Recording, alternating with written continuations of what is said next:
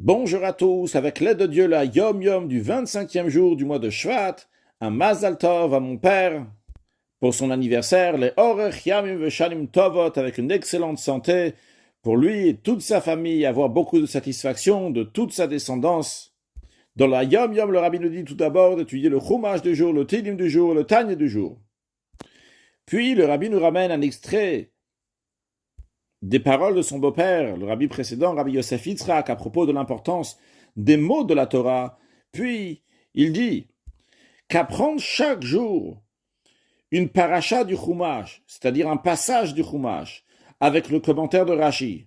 Quand on dit étudier chaque jour un passage du Chumash, c'est le passage qui correspond à ce jour-là. Dimanche jusqu'au Sheni, lundi jusqu'au Shlishi, ainsi de suite, c'est-à-dire la paracha de la semaine est partagée en 7 montées qui correspondent aux 7 jours de la semaine et chaque jour étudier la partie qui correspond. Ce premier point. Puis un deuxième point, dire chaque jour les Teilim, les psaumes qui correspondent, car les psaumes sont partagés en 30 pour les 30 jours du mois. Et un troisième point, dire tous les Teilim, le Shabbat qui précède Rosh Chodesh, ce qu'on appelle le Shabbat Mevachim, le Shabbat qui bénit le mois. Ces trois choses-là sont des pratiques qu'il convient de respecter scrupuleusement.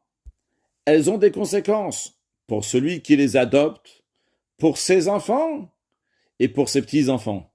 Alors qu'est-ce qu'on ne fait pas pour soi-même et qu'est-ce qu'on ne fait pas pour ses enfants et ses petits-enfants? Alors étudions le Chumash du jour, le Teilim du jour et dire le Teilim tout le Shabbat Mevachim. Juste à noter que tous les jours, quand on commence le Hayom Yom, le Rabbi nous dit Chumash Teilim et Tanya. Et dans ce Hayom Yom, on parle uniquement du Chumash et de Teilim. En effet, le Rabbi précédent a institué qu'on va étudier le Tanya tous les jours, mais le Moreh Shiur, l'agenda pour savoir combien on étudie de Tanya tous les jours, justement, ça a commencé à être écrit dans le Hayom Yom à partir de 5703, lorsque le Rabbi il a écrit le Hayom Yom.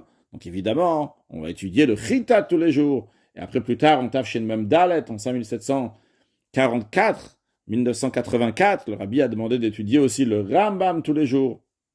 Ce qu'on appelle chez les Chassidim, les Shiurim, Mashavim, les Chol Nefesh, des études qui sont égales pour tout le monde, à étudier tous les jours un excellent Yom.